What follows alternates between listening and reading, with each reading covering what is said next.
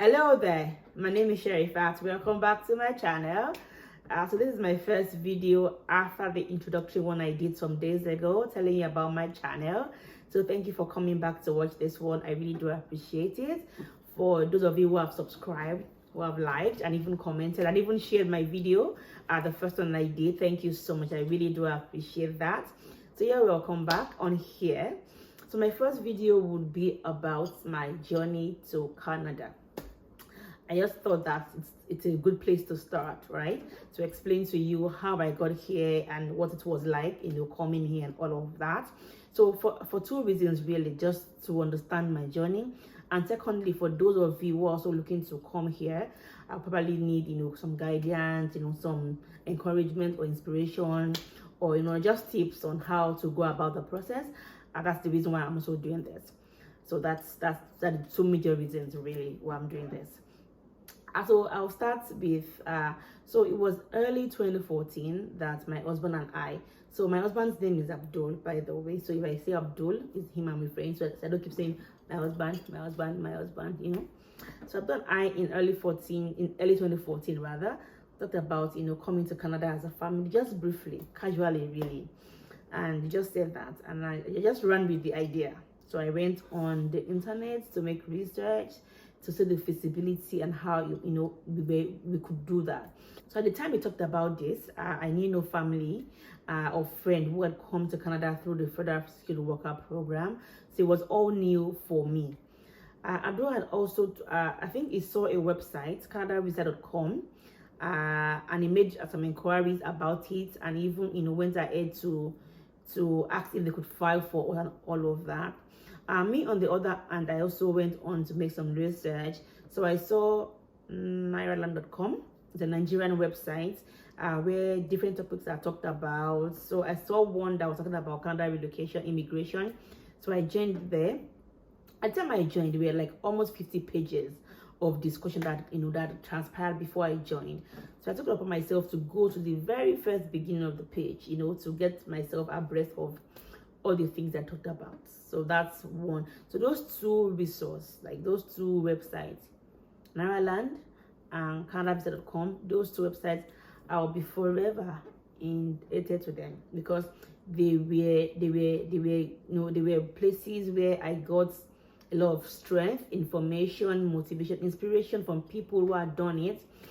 We are sharing their stories, we are sharing the out and all of that. So I'm very, very thankful to them.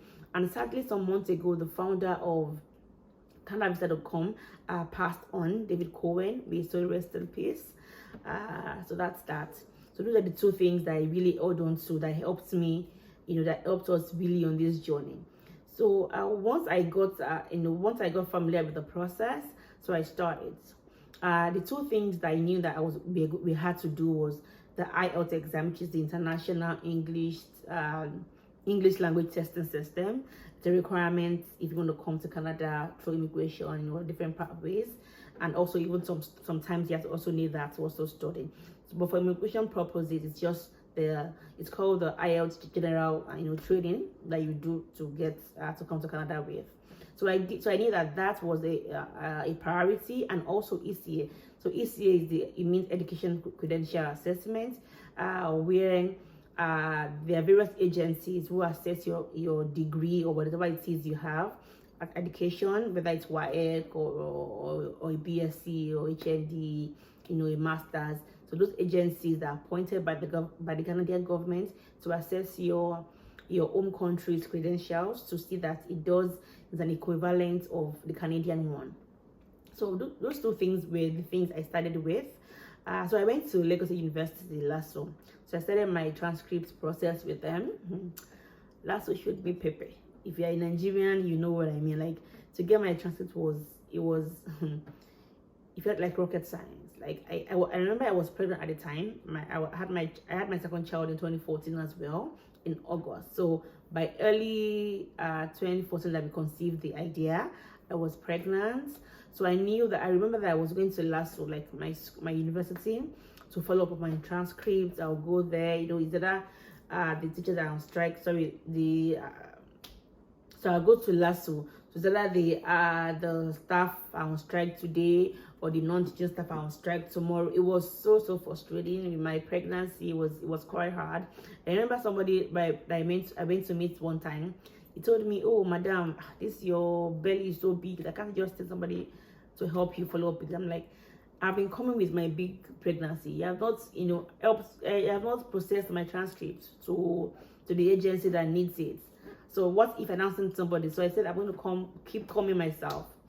So I kept going to last. So it took me about 3 to 4 months to get my transcript sent to one of the agencies. I used West, by the way. So that was that. And then for the IELTS exam, I did that. I was I studied so hard for that exam because, like I said earlier, I was pregnant.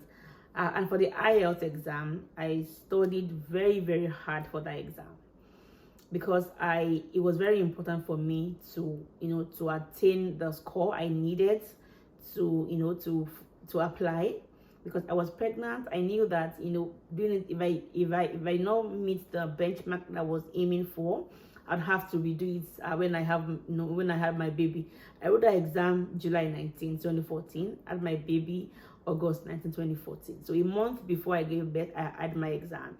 So and it takes about 13 days, 2 weeks for the result to come. So I knew that if I had not passed to my desired score, I'd have to write it again, and by then my baby would have come, and it was going to be very hard to start reading for exam. So I just I read so hard for that exam, like my life, like my life depended on it. Like I studied that hard. So that was that. And I remember something that happened while I remember the day I went to get my results for my IELTS. I met a doctor. So the doctor is my children's pediatrician in one of the clinics we use, the hospital we use. One of the best doctors, I must say. It was the Sule General Hospital that we used to use for my kids then. And this doctor was one of the best pediatricians there. Not only the best, like one of the nicest. For those of you who are Nigerians, who know a bit more about general hospitals, that the doctors there are not the nicest people like in the world. It could be very cranky and over. But for this doctor, one of the nicest. Like, I met him there that day. I was like, madam, what are you here? I'm like, I came for my health exam. I'm like, doctor, what are you here for as well? Then he brought his colleague, who's also a doctor, to write the IELTS exam. I'm like, sometimes we want to leave Nigeria.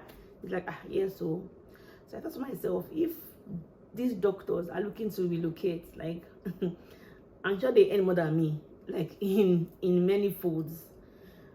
So that alone, that experience, that encounter was also another booster for me to know that this process, I had to follow it through. I got home, I told Abdul, I said, Dr. XYZ, and I just talked about it. So each time I go to the hospital and he sees me, like, madam, what are you studying in Nigeria? Right? I want you to go, and we just tease ourselves like that. Which also brings me to the fact that sometimes on this journey, so if you're in this journey looking to come to Canada, it's also good to have people who you're probably on the same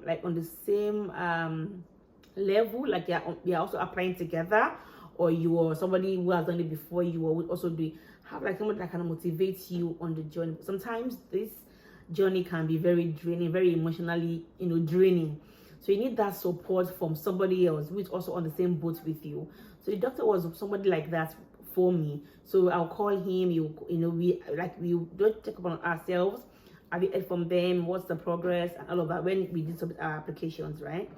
And then I also mentioned that then there was no express entry. So at the time I applied for the first time, there was no express entry. That came in 2015 in January. This was in 2014, right? So I submitted my application after all the ECA transcripts, IELTS exam. I submitted in December. By the time in 2014, there was no CRS score. Once you get the 67 point I mentioned earlier, you were good to go. In our case, we had 68. So it was just me that did my IELTS, did my degree assessments. My spouse did not, because there was no need for it, right? So that was that. And then we submitted the application. like that, with all that. I just also mentioned, so we did something immediately. I mean, aside the IELTS, the EC, the other things that we also had to meet. There's proof of fund, also known as the settlement funds. So we're trying to save that up, source for that. So eventually we submitted in November. So eventually we submitted in December of 2014. And at the time, so even though we had the CRS, we had the selection factors score, at the time, even though we had the point of 7 points, there was also another thing. So each profession, each occupation rather, so they are called the NOC. So each NOC had just 1,000 slots. My NOC, I was 2172. Database administrator. So every occupation, doctors, nurses, everybody had just 1,000. Some filled up like in few weeks or even months. Some filled up, towards the end of the year. I mean, all this was new to me, so I wasn't really sure if and at the time there was no way we could even tell whether or not your NOC was filled up. Once it's filled up, you still submit. Once it's filled up, they will return back your application back to you if you did not meet the quota. So because I had been on some different forum. So because I had been on different fora, and I heard that at 2172, my NOC, that they had reached their quota, I think by the middle of the year already. So I knew that I was going to get my thing back. So I knew that we'll get that back, So I knew that we'll get that return back to us. It was quite depressing for me. Like, I was really, really sad because having gone through the exam, IELTS exam, my transcripts issue, the SCA, paying money for this, for that, sourcing money for proof of fund. It was really, really like traumatizing for me, I would say. So, but luckily for me, so one time I went to the hospital. So I saw the doctor I mentioned about earlier, and I was asked. So I told him, "Oh, doctor, I hear that my NOC is going to get returned. I feel so bad." So he said to me that the same thing applies to him as well. That doctors were already filled up to him. That yet his own suit is going to come. He's also looking forward for his own to be returned back as well. But that in January, there was another system that was coming called the express entry, that I should ready for that. I was like, oh no, doctor, I can't even go through anything again. Have a newborn. I don't even have I can't even put my mind towards it again, because I put all my energy, my resources, everything. I put everything. I almost got sacked from work. Let me even say that story. I almost got sacked from work. One time my HR called me like, Sherifat, they say you are doing Canada, that all your banking history is Canada. You know that I was a very integral part of the company. It's something that this thing I've done, it's enough for them to get me sacked. And truly, I would always use my break time. So usually we have 1 hour break. We go to the lunch room to eat. But when I was doing Canada immigration, all my life, everything about me was Canada. My break, I'm business to browse Canada. Every free time I had, it was just Canada. So I knew that indeed I was browsing Canada, but honestly, it was during my break I was doing it. But because they had seen that out, they were wondering, what's wrong with this girl? Where is she running to? So she went and said, oh, I had to stop doing it at the office, that I could go and do it at home. And it was hard because I closed by 6 in Nigeria then. Before I get home, traffic, sometimes 8, 9. So to now start doing it, to now start researching Canada at home, with the kids and all of that, it was hard, but I had to do it, right? So I'll get home. My husband, even though he supported the idea, but I was the one who was doing the run around, because he, on his own, he was saying, let's get a consultant to help us with these things. I don't have the energy. I don't have the time to do it. I'm like, I'm gonna do it myself. I could try and do it, for us. Which means the fact that some people can do it on their own, but the truth is some people cannot. even if you tell them they are sharing PR visa at the next street, just fill this form to get it, they'll tell you they don't have the time. Somehow, truly they did not have the time. Truly they did not have that zeal to push on stuff like that. Not everybody has the zeal. That's the truth, right? So that's that. Anyway, I went with them like, okay, don't worry, I will do it. So it was all like, it was really on me. Like, I took it like, oh my God. When I remember those days, I used to like, when I look back at those days, I'm like, even me, I give myself a pat on the back. Anyway, so it was the doctor that really, motivated me, like, don't feel down. It's not only you. There are many of us. But this thing, don't give up. Whatever you do not give up. And like, oh, there's also PMP. You could also look up PMP in different provinces to get PMP and all that. So I looked up Nova Scotia, and I also saw Saskatchewan. Oh my God, Saskatchewan. SASK. It was the name because it was hard for me to pronounce. That's why I'm like, this place that is even hard to pronounce. I'm not gonna go there and just face my Nova Scotia. I thought it was them, but I think it was Nova Scotia. But when I came to here, I didn't know it was Nova Scotia. Anyways, submitted application. So I read up about Nova Scotia. So I knew I'd be eligible to apply and all that. So I submitted in December 2014. That's the Federal Skilled Worker Program 1. And we did not get the parcel back until March of 2015. So it took them 3 months to return the application. And then it was paper-based. It was not online like we have now. It was paper-based. Even the PNP one is also paper-based. So both the federal one and the provincial one were both paper-based. So I knew that. I was preparing, and once I get my application back, I will submit that for the PNP program. And that was what I just resolved to do. At the time I had my baby, even what we resolved to do. So the application came back in March. In March of 2015, 3 months after I submitted, right? So once I got that back, and so for the provincial nominee program, they are quite similar to the federal one as well. They have like very similar requirements, like age, education, language, medical, admissibility, all that are similar for both, whether it's provincial or it's federal. So I just submitted, just the way I got the parcel, I sent it back to Nova Scotia. Then one thing I remembered, so at the time I spoke about a few of my colleagues about Canada immigration. I mean, when I do something that I think that could benefit other people, like to share to my close, like people that are around me.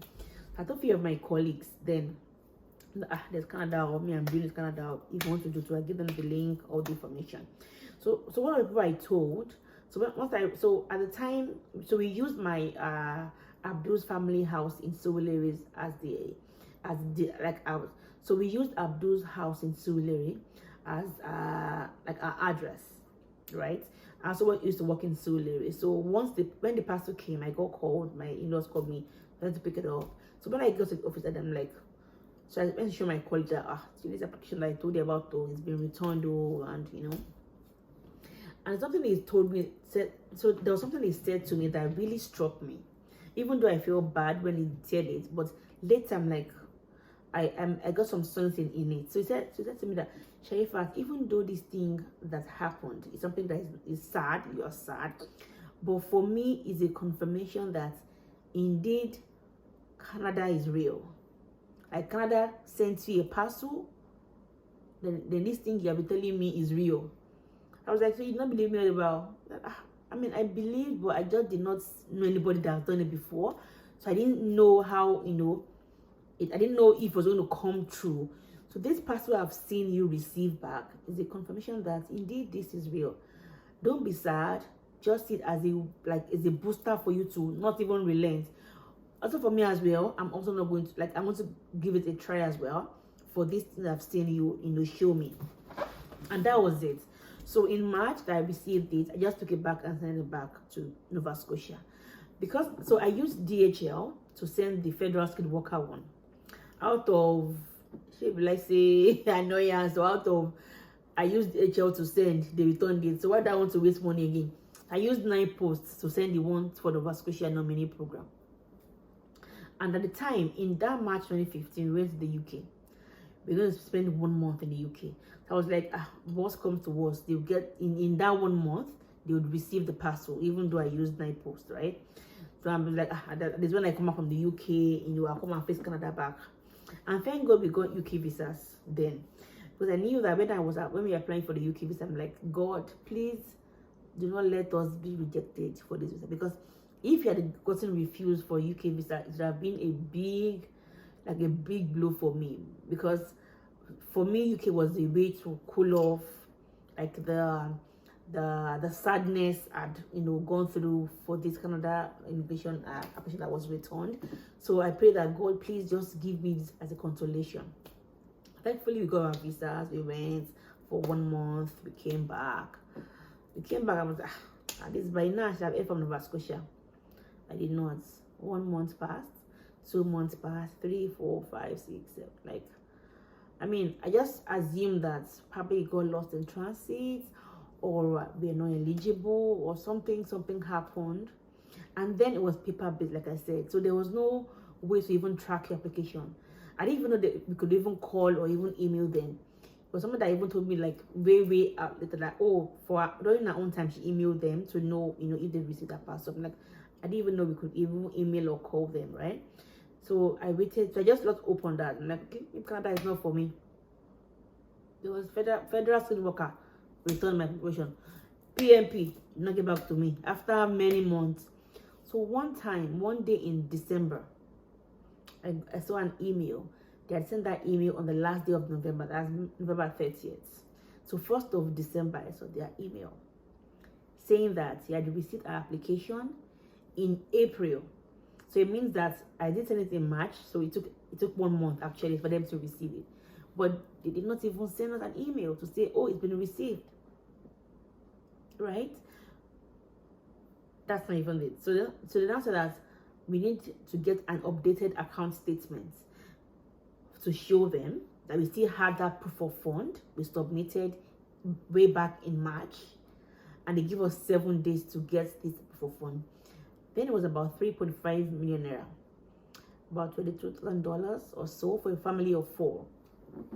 So we went around running around, just got that sense to them, because that was the only thing according to them we were waiting for to give us to approve our application. Luckily we sent that in 7 days or some days or thereabouts. So we sent that in. So we sent that account statement in to them, and in few days we got our PMP.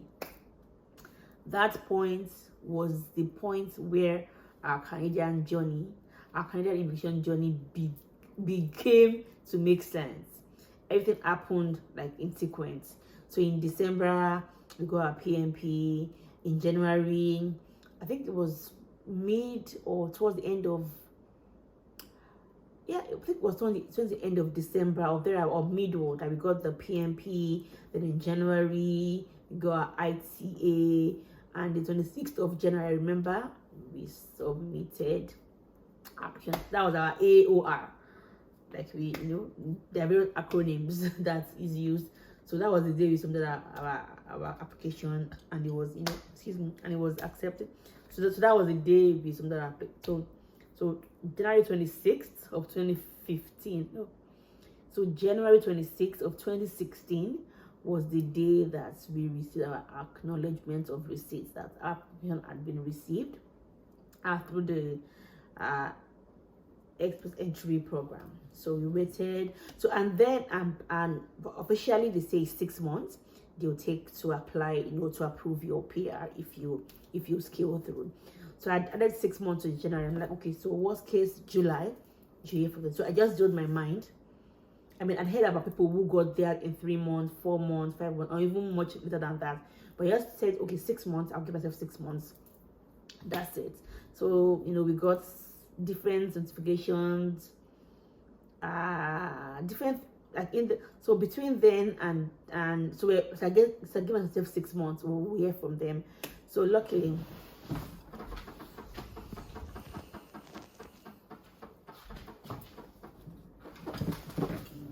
give ourselves 6 months, that at least 6 months, January 2016, should hear from them.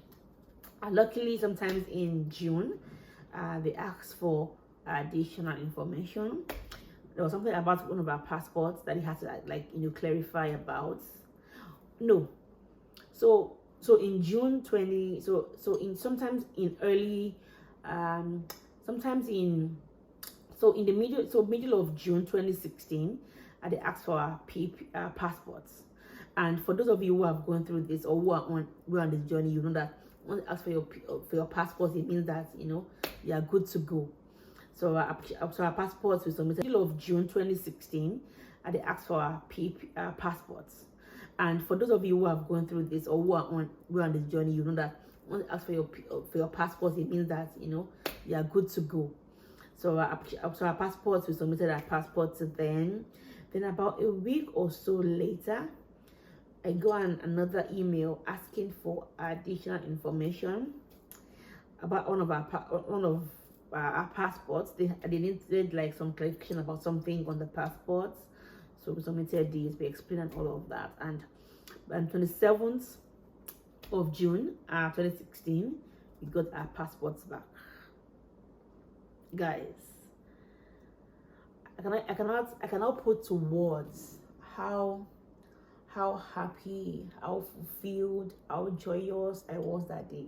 When you are so happy that you're even numb for words, like you don't even know what to say. Like it was like something we've been working for over 2 years, coming to be.